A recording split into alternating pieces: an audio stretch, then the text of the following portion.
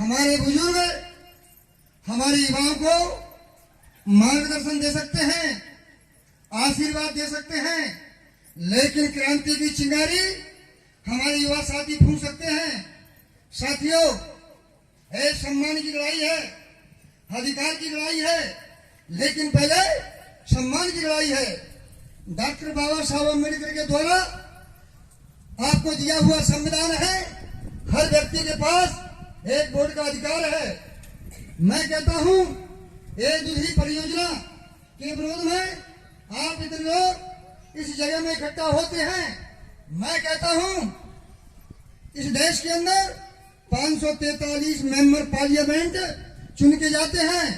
पूरे देश के अंदर 5000 से ज्यादा एक देश की विधानसभा में विधायक चुन के जाते हैं। 119 सांसदों में 543 मेंबर पार्लियामेंट में 119 सांसद SC ST के लोग रिजर्वेशन में चुन के जाते हैं। पूरे देश के अंदर 1050 विधायक रिजर्वेशन में SC ST के लोग चुन के जाते हैं। सामान्य सीट पर लड़के वहां से भी चुन के जा सकते हैं। इतना बड़ा चुनाव जीतने के बाद समाज लाचार, मजबूर, बेबस क्यों है? क्योंकि यही समाज के लोग, ये मध्य प्रदेश के अंदर 47 विधायक ST के लोग रिजर्वेशन में चुन के जाते हैं। वो इस समाज के लिए काम क्यों नहीं करते? SC ST के लोग 119 सांसद 1050 देश में चुन के जाते हैं। वो कांग्रेस और भारतीय जनता पार्टी के हाई कमानों के लिए दलाली करते हैं, भड़ुआगिरी करते हैं।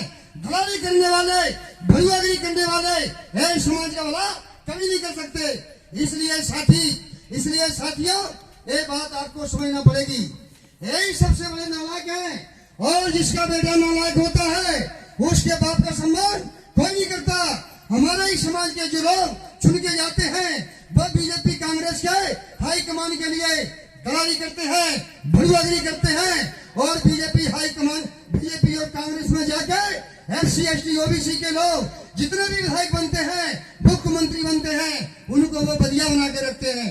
बदिया बना के रखते हैं, यह बदिया बैल की तरह है। और एक बदिया बैल को 100 गैयों के खड़क में बैठ दो, वो किसी गाय से बदिया पैदा, किसी गाय से बछिया पैदा नहीं कर सकते। यही समस्या तुम्हारे लिए। ऐसे विधायकों को चुनाव में नहीं जीतना चाहिए। जिताओगे नहीं जिताओगे, यह बात की प्रतिज्ञा करना है। साथियों, सम्मान की लड़ाई है।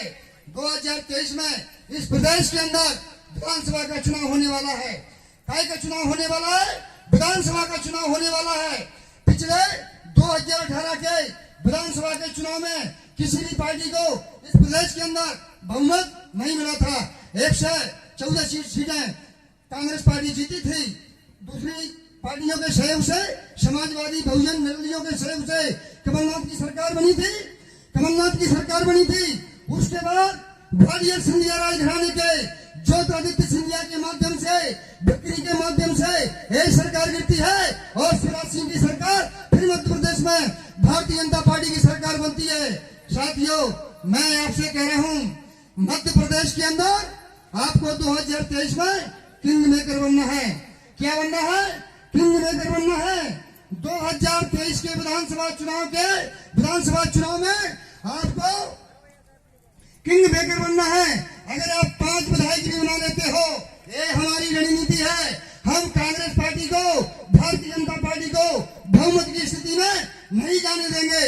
अगर हमारा प्रत्याशी चुनाव जीतने की स्थिति में नहीं है, अगर वहां भारतीय जनता पार्टी चुनाव जीत के बहुमत की ओर जाती है, तो हम बीजेपी के प्रत्याशी को चुनाव में रहकर हम कांग्रेस के प्रत्याशी को जिता देंगे। यह हमारी रणनीति है।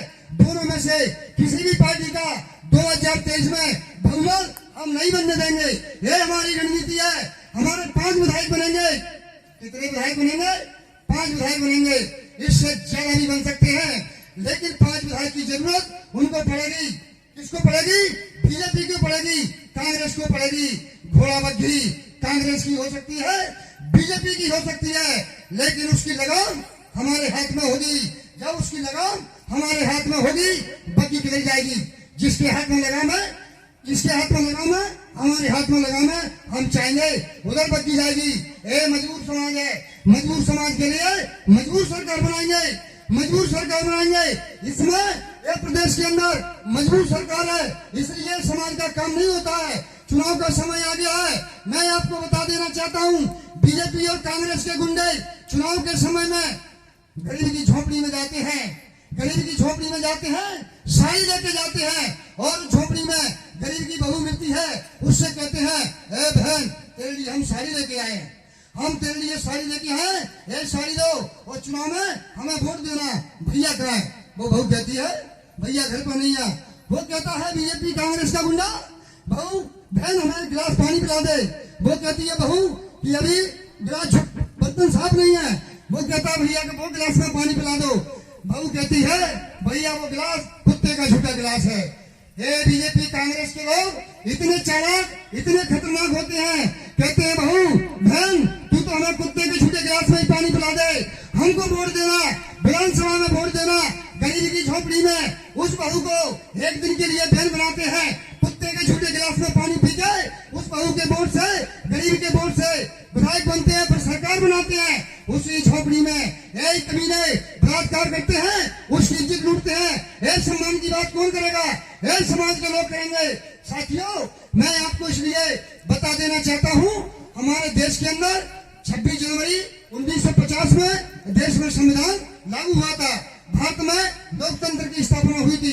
तब से लेकर अब तक हमारे देश में लोकतंत्र चला है। लेकिन दोस्तों, ये बात मेरी गौर से सुनना, दुनिया में जो लोकतंत्र है, लोकतंत्र की व्यवस्था की जो बुनियाद है, उसे हम समझें। हमारे देश की जनसंख्या 141 करोड़ है। 141 करोड़ देश की संसद में जाके 141 करोड़ लोग देश की संसद में जाके एक साथ नहीं बैठ सकते। मध्य प्रदेश की जनसंख्या 9 करोड़ की है।